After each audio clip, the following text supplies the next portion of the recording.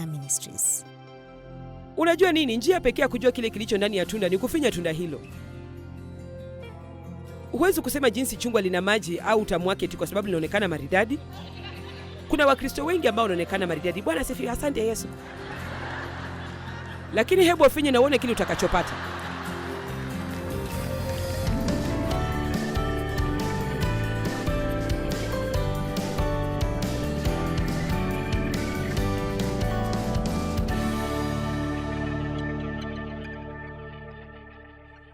Njia 8 za kumpinga Ibilisi.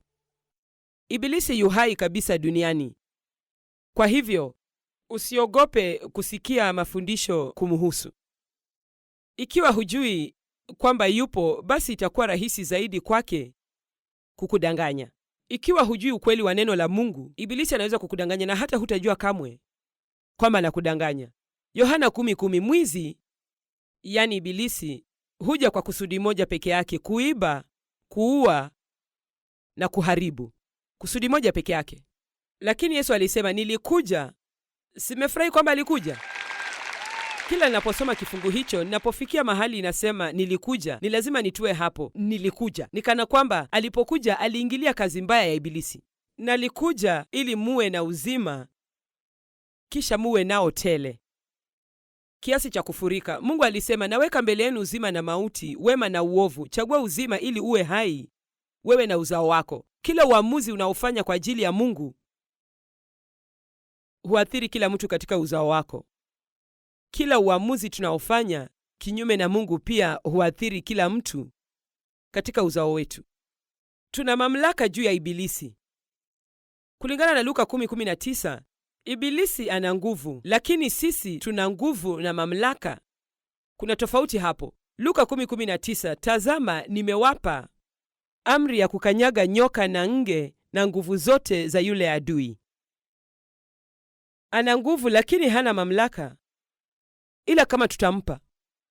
Na mojawapo ya njia tunazompa hayo mamlaka yetu ni kupitia kuketi bila kufanya chochote, kwa sababu hata tutambui kwamba yeye ndiye tatizo letu kuu. Sasa, sehemu ya kwanza, mahali pa kwanza pa kukinga dhidi ya adui, daima yeye hushambulia akili zetu. Yeye hushambulia fikra zetu. Anaweza kutia fikira akilini mwetu. Ndio maana Biblia husema ikiwa tunataka kuishi katika mpango mzuri wa Mungu, tunapaswa kufanya mpya akili zetu kikamilifu. Tubadilishe namna yetu ya kufikiria kikamilifu ili ilingane na neno la Mungu. Hiyo ni Warumi 12:2. Mungu ana mpango mzuri kwa maisha yako, ana mpango mzuri kwa maisha yangu. Lakini niliishi miaka mingi nikienda kanisani mara kwa mara, nilimpenda Mungu. Unajua unaweza kumpenda Mungu na bado wewe hujui chochote? Hali mbaya iliyoje hiyo! Au unaweza kumpenda Mungu na bado uwe unafundishwa mambo yasiyo sahihi. Ndiyo maana daima unapaswa kujisomea wewe binafsi na ufanye uchambuzi wewe binafsi, na usiamini tu maoni ya mtu mwingine. Hivyo basi, kitu cha kwanza tunachofanya ni kufanya mpya akili zetu kupitia neno la Mungu. Sasa hiyo inamaanisha, na nitawaambia tu wazi kwamba ikiwa hutasoma neno, kama hutapata ushindi. Sasa pengine sihitaji kuambia hivyo kwa sababu mlichukua muda kutoka kazini ili mje hapa leo. Kwa hivyo ni dhahiri kwamba nikana kwamba tayari mnajua hivyo. Lakini sizungumzi tu na watu walio ndani ya chumba hiki. Nina nafasi ya kuzungumza na watu wote kote duniani. Kwa hivyo nawaambia kwamba nashukuru kuwa mnatazama kipindi changu. Lakini hiyo bado haitoshi. Nafurahi kwamba mnaenda kanisani kila Jumapili. Natumai huwa mnaenda, lakini hiyo bado haitoshi. Pengine mnaenda ibada ya katikati ya wiki, lakini hiyo bado haitoshi, na unafikiria basi nahitaji kufanya nini tena? Unahitaji kumjua Mungu wewe mwenyewe. Usije ukawa na imani iliyopita mikononi mwa mtu mwingine. Nataka kuhakikisha mesikia kile nilichosema. Usitosheke na imani iliyopitia mkononi mwa mtu mwingine. Haitoshi kumjua mtu ambaye anamjua Mungu. Unahitaji kumjua Mungu wewe binafsi. Kuwa na mama ambaye anamjua Mungu haitoshi. Kuwa na mhubiri ambaye anamjua Mungu haitoshi. Tunahitaji kumjua Mungu. Napenda jinsi Paulo alivyoombea kanisa la Efeso. Vitu vitatu tofauti vinajitokeza kuanzia mstari wa 17. Ni katika mlango wa kwanza alisema, Mungu wa Bwana wetu Yesu Kristo, Baba wa utukufu, awape ninyi roho ya hekima na ya ufunuo katika kumjua yeye. Kitu cha pili katika mstari wa 18, macho ya mioyo yenu yatiwe nuru, mjue tumaini la mwito wake jinsi lilivyo, na utajiri wa utukufu wa urithi wake katika watakatifu jinsi ulivyo. Kwa hivyo anasema ufahamu wewe ni nani katika Kristo. Na kitu cha tatu, na ubora wa ukuu na uweza wake ndani yetu tuaminio jinsi ulivyo. Kwa hivyo mjue Mungu, jua wewe ni nani, jua kwamba una uwezo wa kukataa ibilisi asitawale maisha yako wala sikudhibiti, na uwe ni mtu wa kuchukua hatua, si kukaa tu. Amen. Basi Wakorintho wa pili mlango wa 10 mstari wa 4 na 5 ni maandiko muhimu yanayotufundisha vitu tunavyohitaji kujua kuhusu kumshinda shetani. Maana silaha za vita vyetu si za mwili, za nyama na damu, bali zina uwezo katika Mungu hata kuangusha ngome. Sasa wacha tu niseme kwamba ikiwa silaha zetu si za kimwili, basi lazima ziwe ni za kiroho. Kwa hivyo silaha tulizonazo si rungu na bunduki na visu na panga. Huwezi kumkabili ibilisi na vitu kama hivyo. Tunamkabili kwa njia tofauti kabisa. Kwa mfano, kwa kawaida ungefikiria kwamba ungelikuwa na adui mbaya, kitu bora zaidi cha kufanya ni kumpiga. Lakini ikiwa kweli unataka kumshinda adui, njia bora zaidi ya kumshinda ibilisi ni kwenda na kumwonyesha mtu mwingine upendo. Msijali, tutafika hapo. Maana silaha za vita vyetu, kila mtu aseme nina silaha, kisha sema niko vitani. Maana silaha za vita vyetu si za mwili, za nyama na damu, bali zina uwezo katika Mungu hata kuangusha ngome. Sasa ngome hizi, kama mtakavyoona katika mstari unaofuata, ziko katika akili zetu. Tukiangusha mawazo na kila kitu kilichoinuka kijiinuacho juu ya elimu ya Mungu, na tukiteka nyara kila fikra ipate kumtii Kristo Masihi. Sijui ni fikira ngapi sisi huwa nazo kila siku, lakini tayari nimekuwa na fikra kadhaa asubuhi ya leo. Na unajua, nashukuru kwa sababu nimekuwa katika wokovu kwa muda mrefu na akili zangu zimefanywa mpya, na unajua yamkini 98% ya fikra zangu leo asubuhi zilikuwa nzuri, lakini jamani, kadhaa zilikuwa za kipumbavu. Nilipokuwa najipodoa leo asubuhi, ilinibidi niseme kwa sauti, shetani na kukemea, huo ni uongo. Pengine unaweza kusema, naona haya kufanya hivyo. Basi unaradhi uone haya au unaradhi uangamizwe? Amen. Basi na bila shaka si lazima useme kwa sauti kila wakati. Mimi hufanya hivyo kwa sababu sidhani ibilisi anaweza kuona fikra zangu, kwa hivyo nataka kuhakikisha kwamba anajua kile ninachosema. Mungu anaweza kuona fikra zangu, lakini shetani hawezi. Kwa hivyo sitasikia upuzi wake. Lakini miaka mingapi nilikuwa nasikia upuzi wake kwa sababu ya kutojua. Kwa hivyo Paulo anasema tunapaswa kufahamu neno la Mungu ya kutosha, jamani, ili tutambue mara moja kila uongo wa shetani ambao huja kuingia akilini mwetu. Kisha tunahitaji kufahamu neno vizuri ya kutosha ili tuweze kuangusha ngome kupitia neno la Mungu. Kwa hivyo Mungu ametupatia. Mapema mwaka huu nilihubiri ujumbe kuhusu sumu na dawa, na jinsi ambavyo ukiumwa na nyoka wa aina fulani kuna dawa maalum ya kutibu sumu hiyo. Ukiumwa na buibui kuna dawa maalum ya sumu hiyo. Kwa hivyo ukishatiwa sumu, kitu ambacho wewe hutaka kufanya ni kwenda mahali ambapo watu wanajua dawa sahihi za sumu mbalimbali. Basi Mungu ana dawa hapa ndani ya kila aina ya sumu ambayo shetani hujaribu kutia maishani mwetu. Amen. Kwa mfano, anapokutia sumu ya kuwa na machungu, hasira, kutosamehe, kulipiza kisasi, kuna dawa inayoitwa msamaha.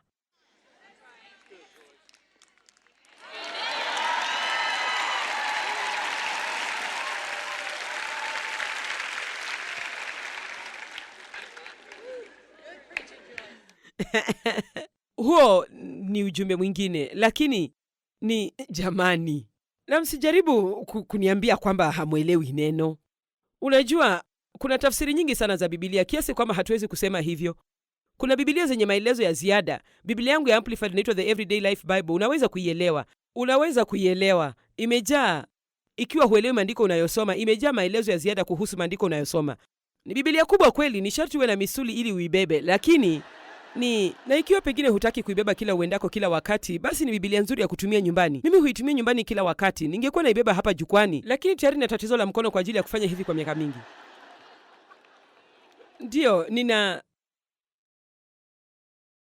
niite nini? Maradhi ya Biblia kitu kama hicho. Ni kwa ajili ya miaka hiyo yote ya kusimama hapa na kufanya hivi. Basi nitawauliza swali. Nataka ujiambie ukweli wewe mwenyewe. Si lazima unijibu kwa sauti. Sitaki mtu yote ajihisi vibaya. Je, unajua neno la Mungu vizuri ya kutosha kiasi kwamba unaweza kutambua haraka uongo wa shetani, na unajua maandiko ya kutosha ili uweze kumkabili na maandiko hayo?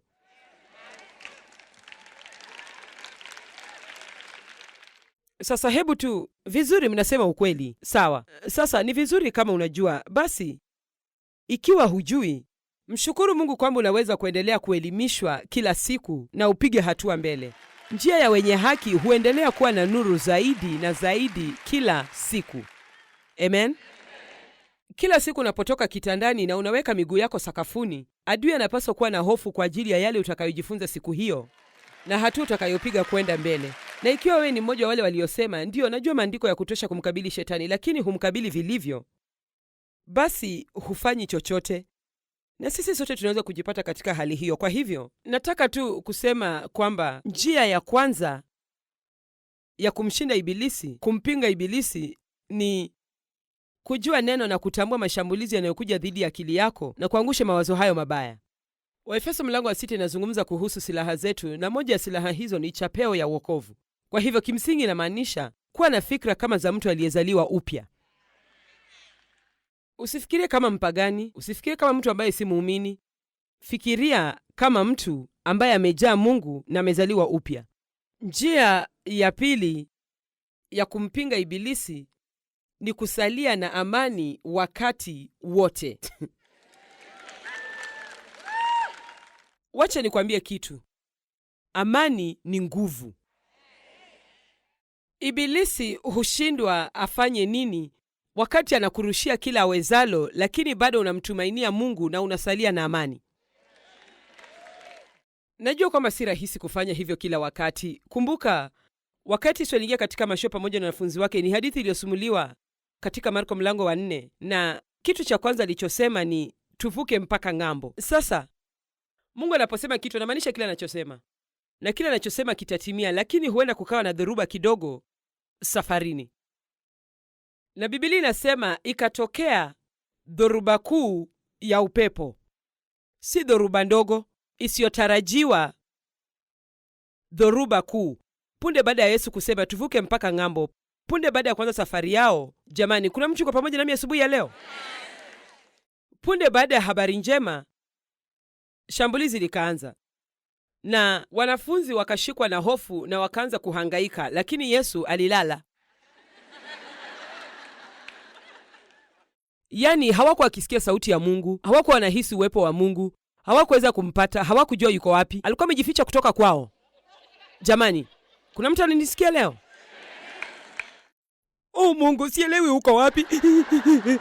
Uniambi chochote, ufanyi chochote, sijahisi uwepo wako kwa muda mrefu. Na kile Mungu anataka ufanye ni ufunge kinywa chako na usalie na amani. Na hii hapa, napendekeza hii sana. Mimi daima husema hivi wakati sihisi chochote. Mungu anafanya kazi. Mungu anafanya kazi. Ninapowaombea watu wanaopigana na magonjwa katika miili yao, huwa nawaombea mara kwa mara. Lakini wakati wa mchana nikiwafikiria, nitasema tu asante Mungu kwamba nguvu yako ya uponyaji inafanya kazi katika maisha ya mtu fulani. Asante Mungu kwamba unafanya kazi katika maisha ya watoto wangu. Asante Mungu kwamba unafanya kazi. Asante Mungu kwamba unafanya kazi. Eti kwa sababu hatuhisi chochote haimaanishi kwamba Mungu hafanyi chochote. Na napenda hadithi iliyo katika Marko mlango wa 4 na inaisha katika Marko mlango wa 5 mstari wa kwanza. Na walimwamsha Yesu na akaamka, akakemea dhoruba hiyo na akawakaripia kwa ajili ya hofu yao. Kisha inasema wakafika ng'ambo ya bahari. Na napenda hiyo. Basi jambo ni hili. Yesu alisema tunaenda ule upande mwingine. Kisha dhoruba ikatokea naye akalala. Walikuwa na safari ya kufadhaisha, lakini bado walifika upande ule mwingine. Kwa hivyo Unaweza kusafiri na Mungu maishani mwako ikiwa umefadhaika. Na mimi nilifanya hivyo sana. Lakini Dave alifurahia maisha yake na alikuwa na amani. Na alinikera kwa sababu yeye hakuwa anakerwa pamoja na mimi. Jamani, ikiwa wewe ni mmoja wa watu wenye kukerwa kwa urahisi, kuna wanawake wangapi hapa ambao wako kama mimi na umeolewa na mtu kama Dave? Na najua huwa unamwangalia mume wako na unasema, una nini wewe? Mbona umetulia? Ni kana kwamba hakuna kitu kimetokea. Kwa nini hufanyi chochote? Na ningesema na Dave angeniambia, unataka nifanye nini?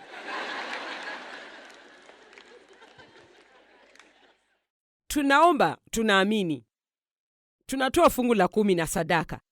Mungu daima amekuwa akitushughulikia. Atashughulikia jambo hili. Kwa nini usimwachie tu shida zako?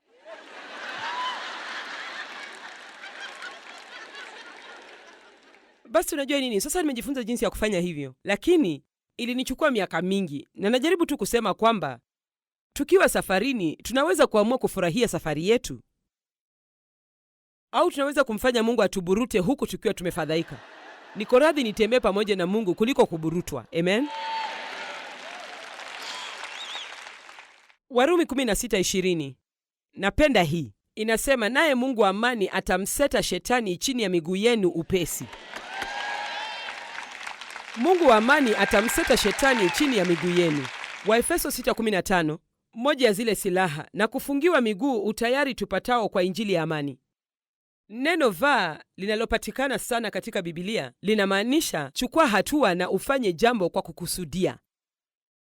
Hakikisha kwamba inazungumza kuhusu viatu vya amani, kwa sababu huwa tunatembea kwa viatu. Unapotembea katika siku yako, unapotembea katika maisha, unapotembea katika mahusiano, daima tembea katika amani. Na tusije tukatumia kijisababu cha kusema siwezi kujizuia kuwa na hasira. Unajua, hatutaweza kufanya chochote mpaka tutakapojifunza kwamba tuna uwezo wa kufanya mambo mengi ambayo huwa hatufanyi chochote kuyahusu. Wacha niwaambie kitu, naweza kuonyesha hasira yangu dhidi ya watu wazuri kabisa. Wangapi kati yenu mna ustadi mkubwa wa kudhihirisha hasira? Sawa. Wacha niwaulize swali. Ikiwa umeshikwa na hasira mno, unawazoma na kuwafokea watoto wako, na unamzoma na kumfokea mume wako, na unasema maneno mabaya ya kila aina, kisha nibishe mlango wako, utarudia hali yako ya kawaida haraka sana, sio? Jamani.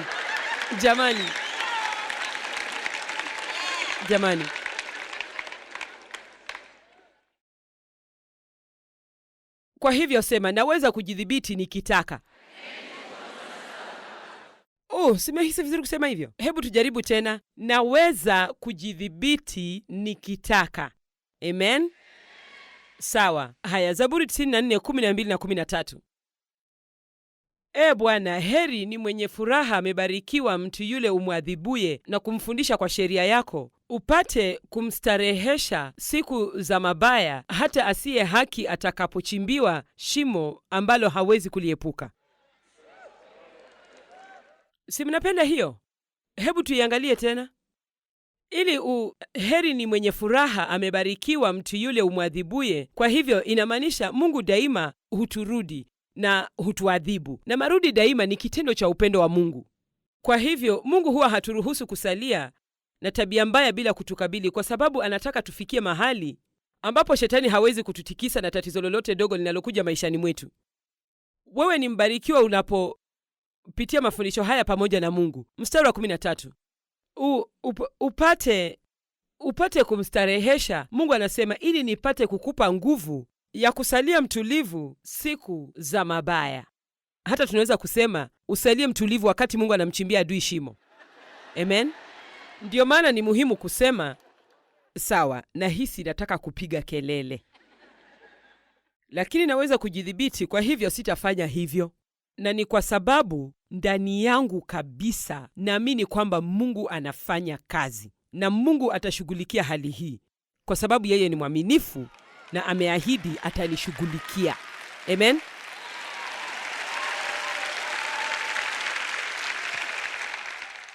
Je, niwaambie kitu leo, na natumai kwamba hii ni mchukulie kana kwamba ni Mungu ananena kunipitia mimi. Mungu daima atakushughulikia. Mmenisikia?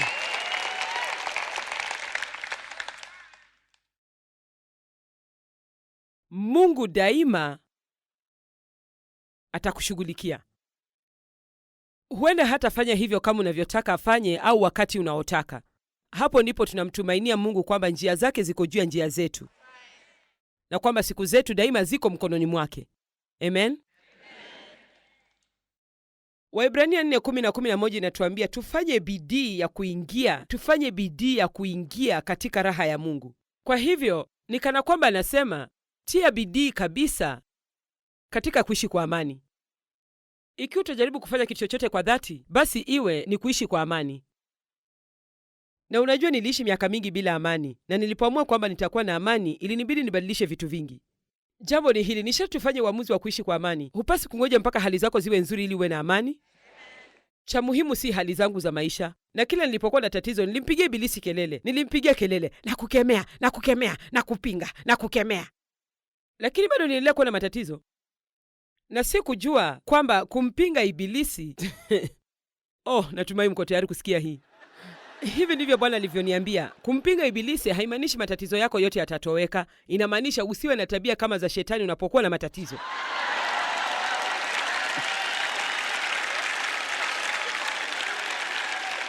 Jamani, ni jukumu letu kudhihirisha sifa za Mungu ambazo ni matunda ya Roho yaliyo ndani yetu: upendo, furaha, amani, subira, wema, ukarimu, upole. Na unajua nini? Njia pekee ya kujua kile kilicho ndani ya tunda ni kufinya tunda hilo. Huwezi kusema jinsi chungwa lina maji au utamu wake kwa sababu linaonekana maridadi. Kuna Wakristo wengi ambao wanaonekana maridadi. Bwana asifiwe, asante Yesu. Lakini hebu ufinye na uone kile utakachopata.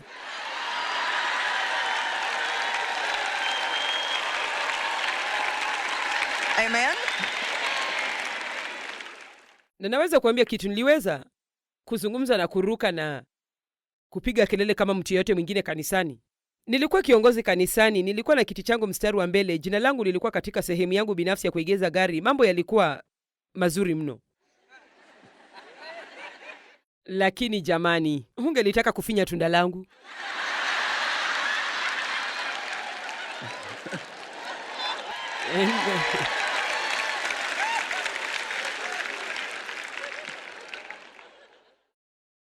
Si tabia tunazodhihirisha kanisani ndizo zitakazotufanya tulete mabadiliko. Ni mambo yanayoendelea nyumbani katika siri. Ilinibidi nibadilishe mambo mengi ili nijifunze jinsi ya kuwa na amani. Mengi yalikuwa ni mambo yaliyohusu watu. Ilinibidi nijifunze kwamba si lazima niseme neno la mwisho. Ilinibidi nijifunze kwamba sipasi kujibizana na watu, kwamba si lazima maoni yangu yakubaliwe kila wakati, kwamba nahitaji kuacha kuingilia mambo ya watu wengine. Mambo ya kawaida.